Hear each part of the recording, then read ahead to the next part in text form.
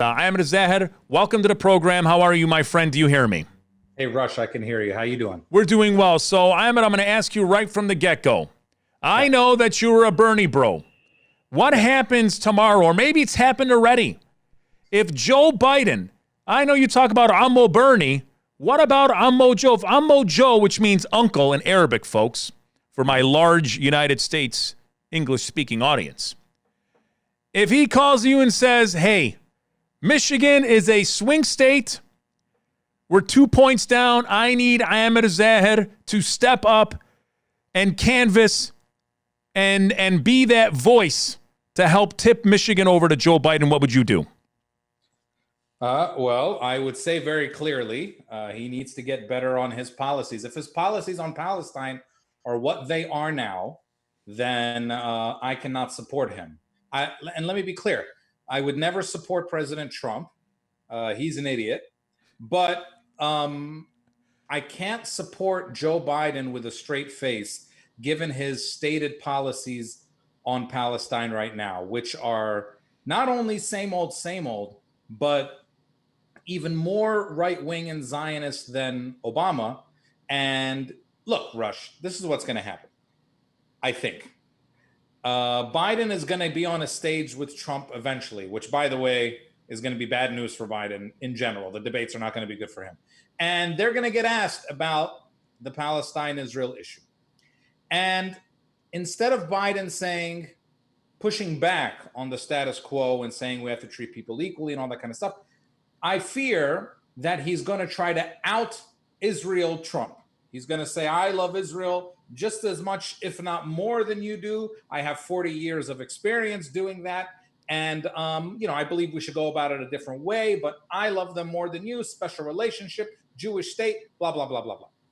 When he does that, which I think he's going to do, how do any of us with a straight face go back to our communities and ask them to vote for Joe Biden, especially given all the strides we've made nationally?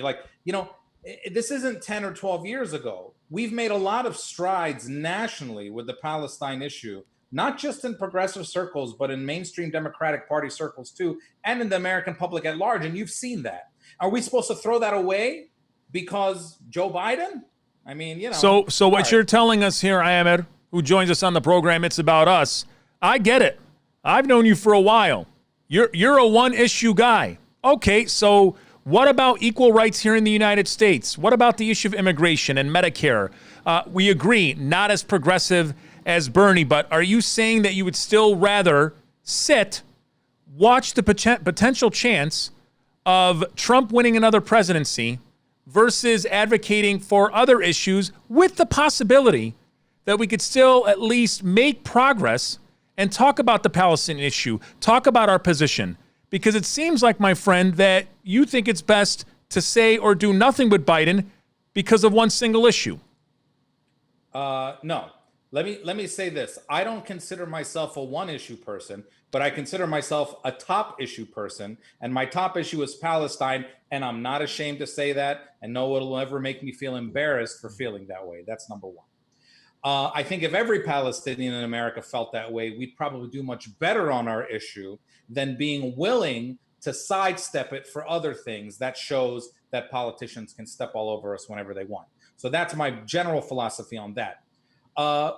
Look, it is not about staying on the sidelines. I'm happy to engage anybody, engage the Biden campaign, engage anyone, right? But always stay clear on your principles. Listen, if we look back at some of the greatest intellectuals that we've ever thought of and followed, like Edward Said or Malcolm X or James Baldwin, you think they would have ever said anything as silly as Donald Trump is an existential threat to the American political? They would have never said that. They would have said Donald Trump is a product of this corruption that we've been living. Donald Trump is a rich white guy. He's not some anomaly in the American political system. He's exactly what's been happening forever. He just happens to be someone that, a lot of Americans or a lot of people in power don't like. But he doesn't come along as something that is like outside of the norm. He is a product, maybe an extreme product, but a product of the corruption we've been living with for a long time. And so to me, Biden, listen, if you were going to ask me about Palestine, Who would I rather have? A President Trump who is chaotic, who doesn't really have a view on anything, okay? And he doesn't really know the ins and outs of Palestine. And he supports the Israelis because he thinks it's good for him politically, to the hilt, okay? And he sort of exposes them for who they are by letting them do whatever they want. He turns Palestine into a democratic Republican issue. All these things are good for us. Or a really clever, smart supporter of Israel who has called himself a Zionist, who has said if there was no Israel, we'd have to invent one, who has said, that how happy he is to go to AIPAC and all these kinds of things. Someone like Joe Biden, who has 40 years of experience of how to protect and shield Israel from liberal criticism and progressive criticism. Okay, so I might pick Trump. Okay, so here's the deal. I'm certain you've heard of him. Heard of this, Amer. I belong to a group. We're a bunch of activists who, when it comes to the policy of Palestine, I think you, me, and a lot of these activists in this Arab American for Joe Biden group most likely think along the same lines. We just believe that for us to make sure we have some relevancy, we have to make sure that we're advocating and we're continuing to have meetings and dialogue to at least let them know where we stand.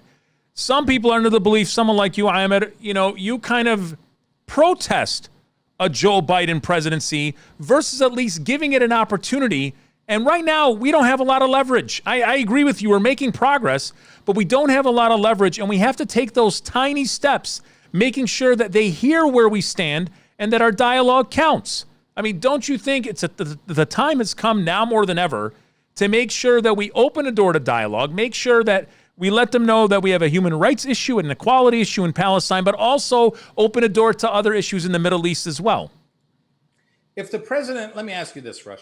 If Yes, the sir. president right now wasn't Donald Trump, it was Mitt Romney, who would be, the general Republican sort of supporter of Israel, but Mitt Romney's a nice guy and he speaks in humanistic terms, but he'd still be very supportive of Israel like George Bush was and like Barack Obama was, frankly, and all that kind of stuff. Would you be saying this stuff about having a seat at the table and all this kind of stuff? Listen, this sort of accessibility politics has never worked. It's never worked for us. And so, yes, I do believe that being oppositional under certain circumstances is the right way to go. And I believe that being supportive of political campaigns can also sometimes be the right way to go. So with Bernie Sanders, by the way, I'm not like a radical. Bernie Sanders was nowhere close to where you or I would like him to be on Palestine. He still had a long way to go.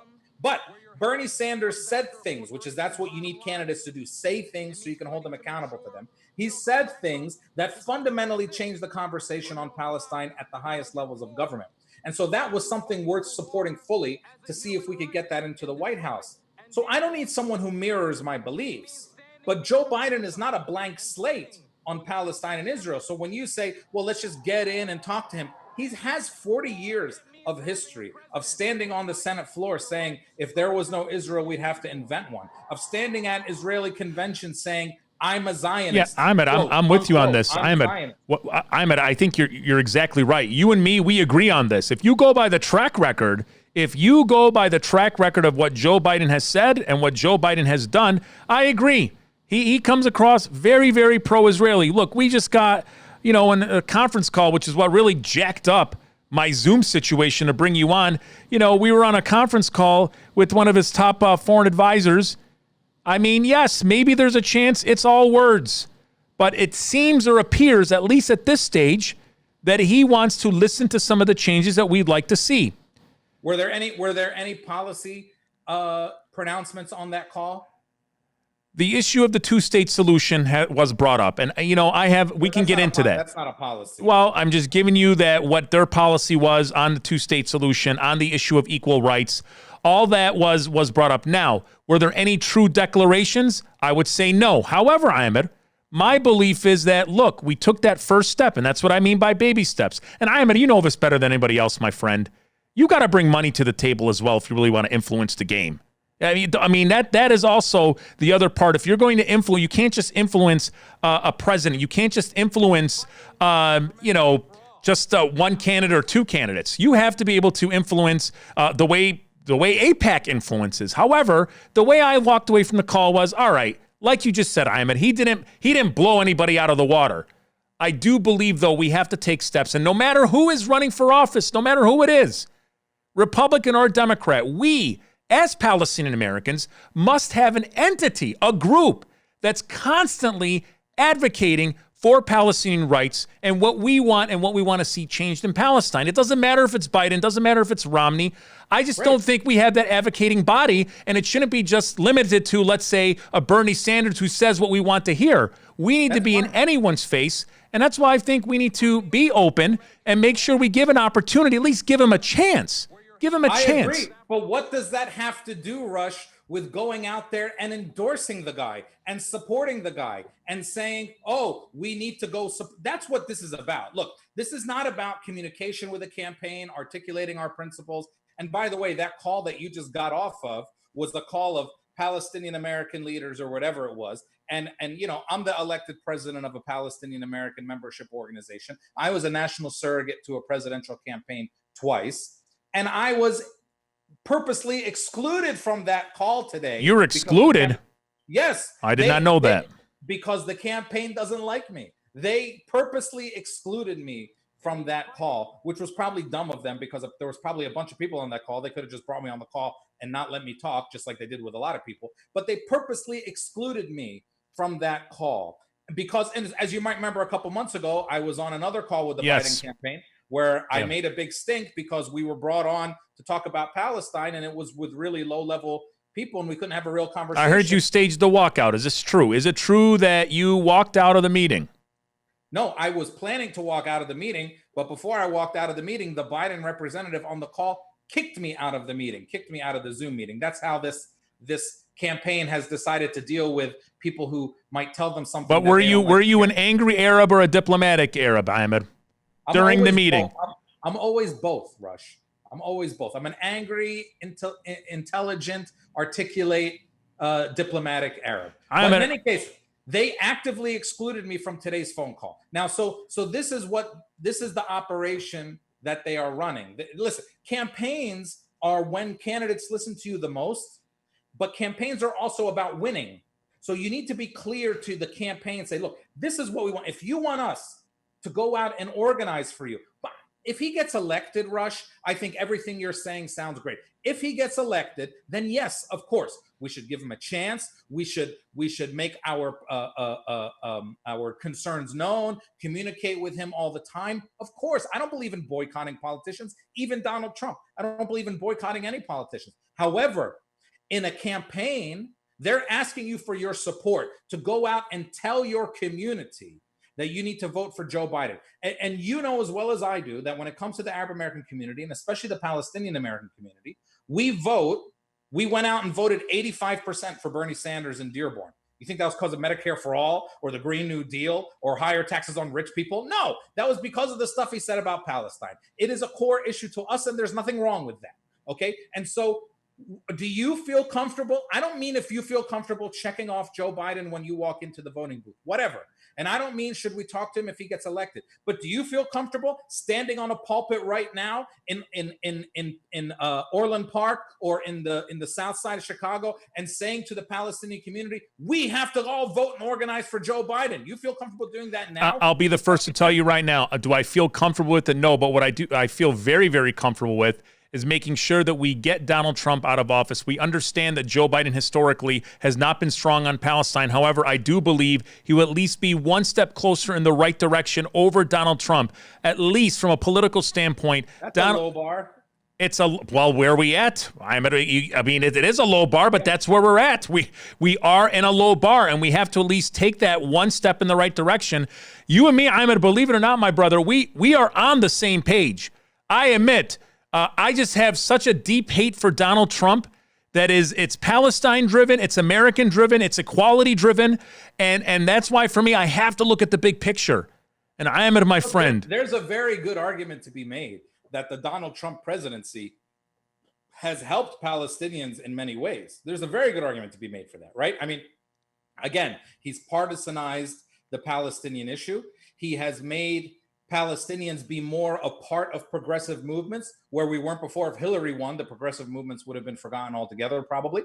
And he has let Israel sort of be shown and be more isolated in the world because of things that they're doing. Okay, now here's the reality: moving the embassy to Jerusalem didn't change anything on the ground. True. The Israelis already have fully controlled Jerusalem for 53 years. Agree. Annexation, if it happens, would be annexation of Area C, which they already fully control the Agree. West Bank and everything that goes in and out of Gaza. So in some ways, it sort of sheds a light on what Israel is doing. Joe Biden would go back to the 70-year-old policy of America, which is basically letting Israel do whatever they want, shielding them from criticism, but maybe doing it in a clever way, which every now and then throws a bone. Hold on, my brother. I am at wait a second here. Yeah. Are you saying right here on It's About Us that quite possibly Donald Trump staying in office might serve the Palestinian cause better because he's able to expose how bad things really are between the Israeli and U.S. relations? Is this what you're saying right here on the #1 podcast in Halstead Street? It's About Us. Let me be very clear with my answer. Yes. Oh, my. I am at a Zahr. Yes, of course I'm saying that. Of course, if you only looked at Palestine, if you only look, but you've said Palestine is #1 to you. #1, not only, but #1. So I am at a, come on, man. But I'm never going to vote for Donald Trump, just to be clear. And I'm never going to tell people to vote for But Donald you kind of deep down inside, you think the Donald Trump chaos serves the Palestinian cause from the standpoint that it exposes the Palestinian crisis at a much larger scale. So in a way, yes, you want to see Donald Trump win. You want to see him in a second term. If it was, I'll be very honest with you. If I only cared, and I tell you, I care about Palestine as my #1 issue. I don't only care about it because we're all complex people. But if I only cared about that issue, yes, I'm not going to vote for Donald Trump. Okay. Are you voting to the point where I'm going to vote for Joe Biden either? So you're staying home is what we're saying on election day or early voting. I have voted in every single election at any time, at any level, since I was 18 years old. I vote for dog catcher if it's out there. Would you consider Kanye West time at his head? No, I don't think so. I haven't heard what he said about Palestine yet, so I don't think I would consider Kanye. But I have voted and will vote in every single election, of course. Ahmed, I appreciate you. I don't want to hype you up, but I'm gonna tell you right now. Out of all the Arab comedians, and there's some good, I'm going to give it to you, man. Go ahead and wear a crown. I believe you're the funniest of the bunch, man. I appreciate it. You called Palestinians terrorists instead of terrorists, and I just found you had me and Aziza at the last show where we saw you. Whenever Arabs now stare at us or they look too long, we're like, you remember that I'm at Zahr, it said starist. It's really beautiful. Arabs, we love to stare. We just stare at people. We love staring. We don't even teach our kids that staring is wrong. If a white kid is staring at you, his mom says, "Tommy, stop that. Don't stare. That's rude." If an Arab kid is staring at you, his mom tells him, "Say hello to him. Say hello. Say hello." We are a staring culture, man. We love to stare. There we go. I think I just figured it out, man. If you gotta give that comedy charm with the Biden camp, and I promise you, they'll let you in the White House. You'll be able to travel with them. That's what you need to do, man. You gotta bring that humor that you bring to the game, my friend.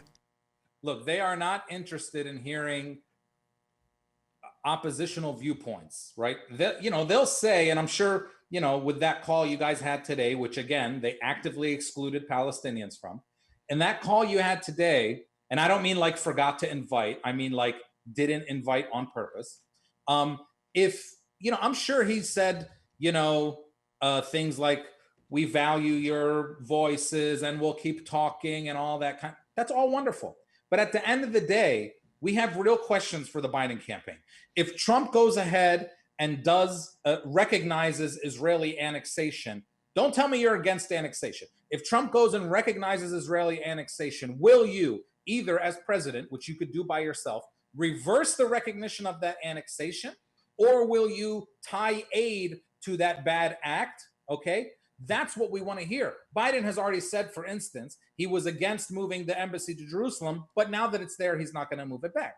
So what is your answer to that? Do you support the Betty McCollum bill that says Palestinian children, that U.S. military aid should not go to fund the imprisonment of Palestinian children? Do you or do you not support that the embassy should be moved back to Tel Aviv from Jerusalem? Do you or do you not support the Israeli 2018 nation state law, which says Jews are the only group that have self-determination? Do you or do you not still believe, as you said many times, if there wasn't an Israel, we'd have to invent one? I mean, like, these things are important things. And campaigns are when they, as you know, campaigns are when candidates listen. After they get elected, it's a lot harder to get them to listen. I'm with you on that, man. It's tough to disagree with a lot of your points. I think for whatever crazy reason, through all the crisis that the Palestinians have felt, for whatever crazy reason, there's still some hope in me that we have to continue to advocate and we have to take those baby steps. But I would be dishonest if I didn't tell you that a lot of what you're saying always makes sense. And I hope, even though I know you're a busy man, let's try and bring you on throughout the process during the election, and you can kill Joe Biden a little bit more and praise Donald Trump when he screws up more on Palestine. No, not praising. Listen, Donald Trump is like Donald Trump. You want somebody like as stupid as Donald Trump to be Israel's biggest cheerleader. I get it. You?